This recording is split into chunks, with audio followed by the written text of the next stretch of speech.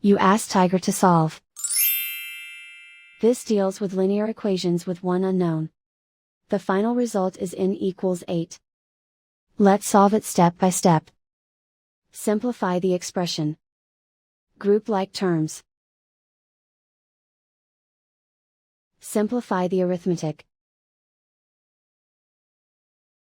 Group all constants on the right side of the equation.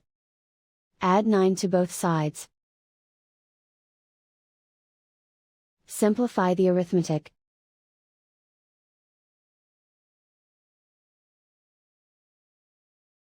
Isolate the n. Divide both sides by 3. Simplify the fraction. Find the greatest common factor of the numerator and denominator. Factor out and cancel the greatest common factor. And so the final result is n equals 8.